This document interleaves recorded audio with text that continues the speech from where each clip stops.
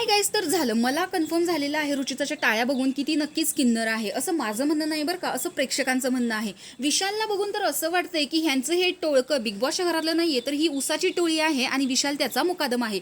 कारण विशाल कोणत्याही पुरुषाबरोबर बसताना दिसत नाहीये. तो फक्त तन्वी कोलते असेल, रुचिता जमादार असेल किंवा अनुश्री असेल यांच्याशीच गप्पा मारत असतो. जो काय आहे तो निर्णय त्याचाच असतो आणि बाकी हे त्याच्या इन्फ्लुएन्स खाली येतात. सध्या तर फक्त इथं राधा पाटील देखील त्यांच्यातच बसताना दिसते. तर अशा प्रकारची ह्यांची ही टोळी आहे आणि आज कॅप्टन्सीसाठी टास्क चाललेला आहे. तर याच्यामध्ये तन्वीने विशाल जो आहे त्याला बाहेर काढलेला आहे.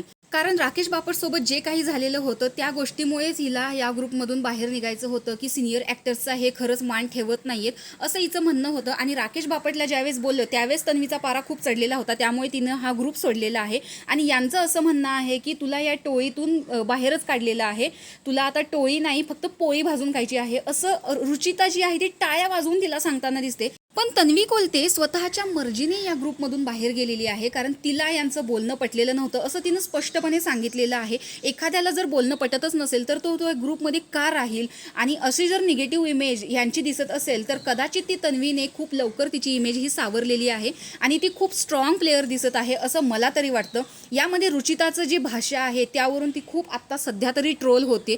आणि त्याच्याबरोबरच अनुश्री ज्या पद्धतीने काल बोलत होती की आईला घेऊन आली, आता बापाला घेऊन येईल, राकेश बापट सोबत जे झालं की OTTवर त्याची इमेज खराब दिसलेली होती.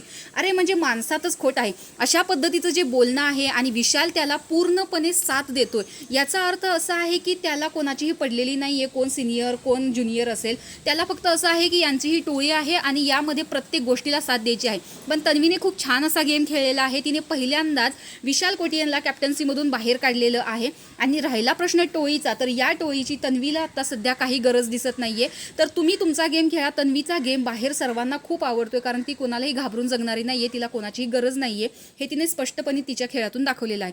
तर तुम्हाला याच्यामध्ये कोण कॅप्टन व्हावं असं वाटतं आणि तन्वीचा मुद्दा किती बरोबर वाटतो हे कमेंट बॉक्समध्ये नक्की सांगा. अशाच बिग बॉसच्या अपडेटसाठी आपल्या चॅनलला सबस्क्राईब करा. तोपर्यंत बाय.